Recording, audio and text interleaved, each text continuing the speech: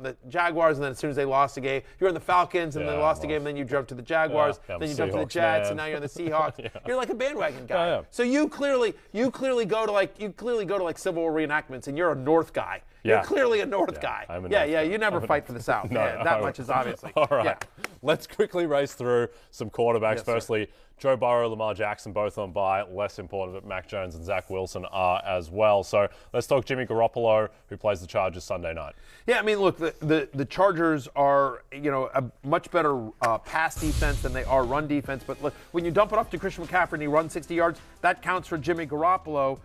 Jimmy Garoppolo has had 4 straight games now with multiple touchdown passes. He's been a top 11 fantasy quarterback in points per game in that stretch. He's had at least 250 passing yards in 3 of the 4 games. So, yeah, Garoppolo, I think, is a viable streamer this week. Just quickly running through it, how about Daniel Jones? Danny Dimes turning into Danny Quarters. He's had at least 6 rushing attempts in every game this season. They're using the legs quite a bit. Houston has allowed the most rushing yards in the NFL this season. And then how about Marcus Mariota? Yeah, again, my former Flame. Your former Flame, right? We talk about life, liberty, and the pursuit of one-game parlays. Thursday night's going to be ugly unless you've got action on it, and action can include starting Marcus Mariota against the Carolina Panthers, who since week 4 are 24th in the NFL in pass defense.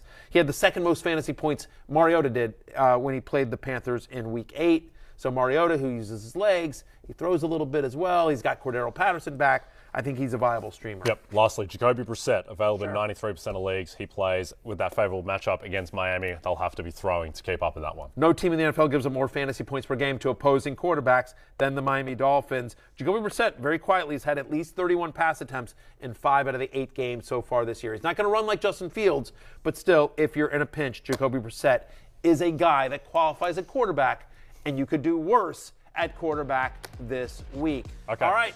Let's go to break. When we come back, we'll talk tight ends. All right. All right, let's close out talking waiver wire tight ends, and we start with the immortal Greg Dulcich playing at the Titans. Look, every week since he came back from injury, he's been a top 12 fantasy tight end. He's averaging over 60 yards receiving in the 3 games since he came off IR. There's not much that's going right with the Broncos offense, but Greg Dulcich is one of them. He's available at 65% as well. Hey, by the way, Undertaker gif, out of the grave, rising back up to fantasy relevance, Cole Kmet. A true definition of a renaissance man, Cole Kmet, out of nowhere. What's that, 3 touchdowns the past 2 weeks after he would have been dropped everywhere? Is he a viable streamer again? 1,000%, especially when you think about his upcoming schedule. Detroit, Atlanta, like the next 2 games. Then he plays the Jets. Sauce Gardner, taking care of Darnell Mooney, maybe middle of the field as well for Cole Kmet. I think you should pick him up. Yep. Cade Otton caught the game-winning touchdown pass, saved Tampa Bay's season. Is he a viable streamer in Deutschland? Are you saying Guten Tag to Cade? 60 or more yards in 2 of the past 3 games. He's had 3 straight games with a snap rate above 80%. Cameron Braid, of course, has missed all 3 games. But, yeah, you catch the game-winning touchdown from Tom Brady, you earn more opportunities. Tight end is a barren wasteland.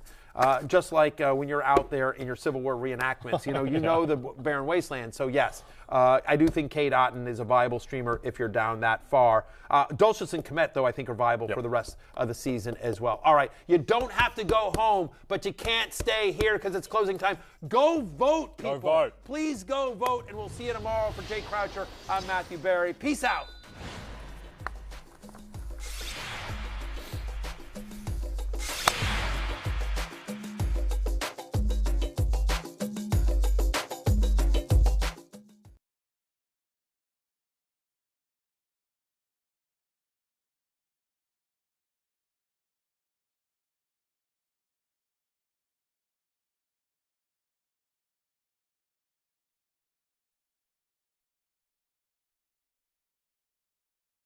Hey, it's Matthew Berry from NBC Sports and Rotoworld.com.